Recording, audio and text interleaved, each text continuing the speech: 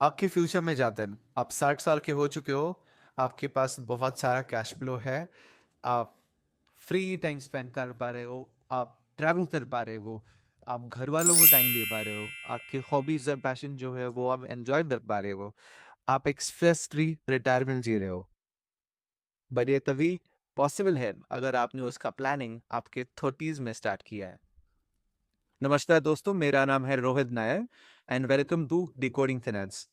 आज हम एक बहुत ही इम्पोर्टेंट येट बोरिंग साउंड करने वाला टॉपिक पे बात करेंगे कि आपके रिटायरमेंट प्लानिंग की शुरुआत आपको आपके 30s से करनी है। 30s में ही रिटायरमेंट प्लानिंग की शुरुआत क्यों करनी है? क्योंकि आपके पास सफिशिएंट टाइम है। आपका टाइम हो रहा है नेक्स्ट 25 to 28 ईयर्स का है, जिसमें कंपाउंडिंग बहुत अच्छी तरीके से हो सकती है। कंपाउंडिंग के लिए आपको टाइम ही रखना है, सबसे ज्यादा इंपॉर्टेंट टाइम ही होता है। अगर हमारे पास टाइम कम है, कंपाउंडिंग इफेक्ट छोटा दिखता है। अगर हमारे पास टाइम ज्यादा है, कंपाउंडिंग इफेक्ट बहुत ही बड़ा दिखता है। और इसका एक एडवांटेज ये है कि आप छोटे अमाउंट से स्टार्ट कर पाओगे।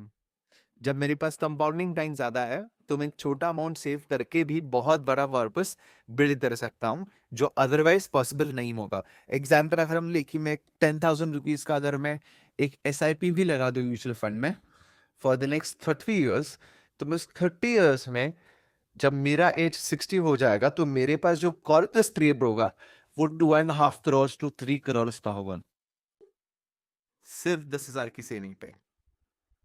बट मैंने शुरुआत कब की है? मेरे 30s में। ये बहुत ही इंपॉर्टेंट बट पावरफुल पॉइंट हो जाता है, बहुत बड़ा एक रिटायरमेंट कॉर्पस बिल्ड करने के लिए। और एक पॉइंट जो होता है कि हम इस उम्र में कैलकुलेटेड रिस्क ले सकते हैं। काफी ऐसा टाइम होता है कि हम आज से आगे की तरफ देख रहे हैं, तो जैसे जैसे रिस्पॉन्सिबिलिटीज बढ़ती है, तो रिस्क लेना कम कर देते हैं लोग। बराबर। 30s में हमारे पास रिस्क एपेटाइट ज्यादा होता है, तो हम ज्यादा एग्रेसिव इन्वेस्टमेंट आज कर सकते हैं। ज्यादा एग्रेसिव इन्वेस्टमेंट करेंगे तो हमारे रिटर्न्स भी अच्छे बनेंगे। तो यहाँ पे हमें 12, 14, 16, 18% रिटर्न्स लेने के लिए, ज्यादा रिस्क लेने के लिए कोई दिक्कत नहीं होगी। सो इसीलिए स्टार्ट जल्दी करना चाहिए। अब ये पॉइंट अगर क्लियर है कि मुझे स्टार्ट जल्दी करना है, तो हम देखते हैं कि प्लान कैसे करना है। सबसे पहले नोट डाउन करो कि मुझे किस एज पे रिटायर होना है। एग्जाम्पल में लेता हूँ कि मैं सैलरीड एम्प्लॉय हूँ, और मैं सोच रहा हूँ कि 58 पे जो मेरा पूरा टाइम लाइन है जॉब करने का, मैं पूरा टाइम लाइन यूज करके रिटायर हो जाऊंगा। तो मेरे पास दिखाई दे रहा है कि मेरे पास 25 to 28 ईयर्स आज से है। नेक्स्ट, आज मेरा मंथली एक्सपेंस कितना है वो हमें देखना है। उसको एटलीस्ट 3 गुना या 4 गुना हमें करना पड़ेगा। तो लेट्स से अगर मुझे आज 50,000 लग रहा है, इससे मेरा घर खर्चा पानी सारा निकल रहा है, लाइफस्टाइल बेसिक उसमें चल रही है मेरी, तो उसका 3 गुना मतलब 1.5 से 2 लाख रुपए आपको लगेगी रिटायरमेंट में पर मंथ। तो मुझे ये देखना पड़ेगा कि अगर मुझे 2 लाख पर मंथ रिटायरमेंट में अगर चाहिए, तो मुझे पर्पस कितना बड़ा करा लेना पड़ेगा। 2 लाख रुपए के लिए आपको एटलीस्ट 4 to 5 करोड़ का पर्पस लगेगा फ्यूचर में। तो हमें ये देखना है कि मैं ये फ्यूचर का पर्पस कैसे बिल्ड कर पाऊंगा। मैंने आपको एक सिंपल थंब रूल तो दे ही दिया है कि 10,000 का अगर मैं SIP करता हूँ फॉर द नेक्स्ट 30 ईयर्स, तो मैं आराम से 2 करोड़ रुपए बना पाता हूँ। बट मैं अगर आज स्टार्ट करता हूँ, तो अगर हस्बैंड वाइफ दोनों जॉब कर रहे हैं, दोनों मिलके ये पर्पस बना सकते हैं। टारगेट जल्दी अचीव होगा, कम अमाउंट इन्वेस्ट करके दोनों के पॉकेट से, बट टारगेट बहुत अच्छा अचीव हो जाएगा। तो इस तरह से ये एक तरीका हो गया थ्रू म्यूचुअल फंड्स। आपको अलग अलग बास्केट्स भी चूज करने हैं जब आप रिटायरमेंट प्लानिंग करते हो। एक बास्केट पे डिपेंडेंसी नहीं रखना है। तो म्यूचुअल फंड से यस, पूरा टारगेट फुलफिल होगा तो उससे करो, बट उसके अलावा थोड़ा सा इन्वेस्टमेंट आपका इक्विटीज में या मतलब स्टॉक्स में भी होना चाहिए। उसके अलावा आपका थोड़ा इन्वेस्टमेंट NPS पे होना चाहिए। उसके अलावा आपका थोड़ा इन्वेस्टमेंट पेंशन प्लान या एन्युटी प्लान में होना चाहिए। इससे क्या होगा, आपने आपका पोर्टफोलियो डाइवर्सिफाई किया है। जब पोर्टफोलियो पूरा डाइवर्सिफाइड है और किसी एक इंस्ट्रूमेंट पे डिपेंडेंट नहीं है, आप भी पीसफुल रिटायरमेंट लेने के लिए सक्षम हो जाओगे। सो कुछ मिस्टेक्स जो सब लोग करते हैं वो आपको अवॉइड करने हैं।